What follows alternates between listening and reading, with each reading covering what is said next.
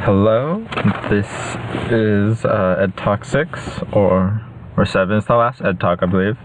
My name is Justin Chung, and we will be talking about teaching the standards part 3 of this week's Ed Talk. Alright, so first chapter of part 3 was basically a review of what went on in the book, really a time to reflect, what did we learn about the Common Core, how we can put our lessons to adhere to these standards.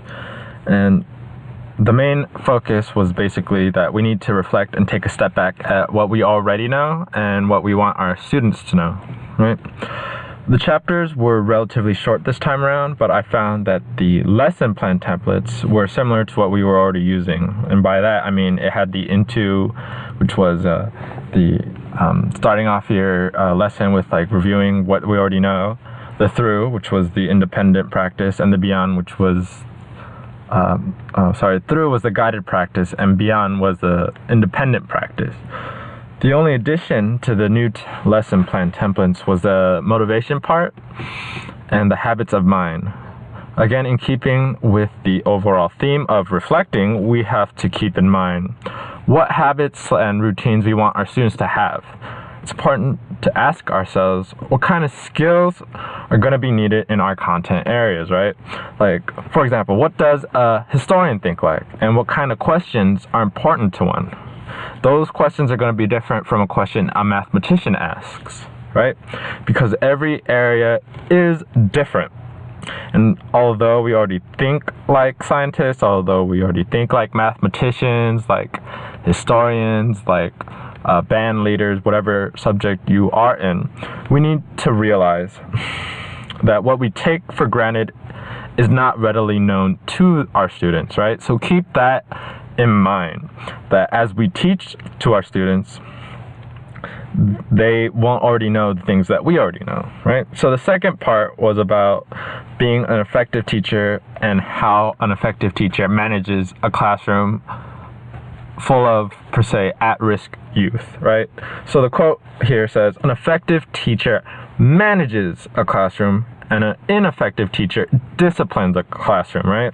So what we're trying to do is not simply tell a student, sit down, be quiet, listen to me, but really understand what our students are doing, right? They're not trying to give us attitude. They don't want to hurt people, right? Just little puppies, if you think about it like that. We need to understand what they want, what they're doing, what they already know, what knowledges that they already have in their brain, so that way we can bridge the two by their knowledge that they already have to the knowledge that we're trying to teach them, right? So that way we can have a more engaging conversation, a more engaging dialogue with our students, and it motivates them rather than having us discipline a student, telling them to sit down, work, and to be quiet. Rather engage them. And managing a classroom isn't always going to be quiet. It can be loud, and that's okay, you know? It's part of the learning process, right?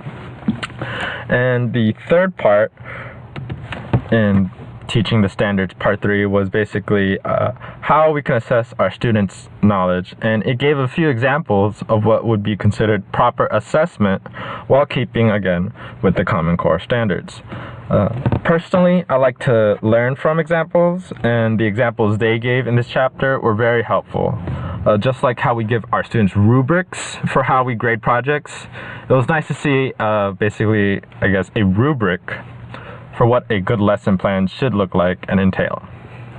This was my Ed Talk, and I hope you guys enjoyed it.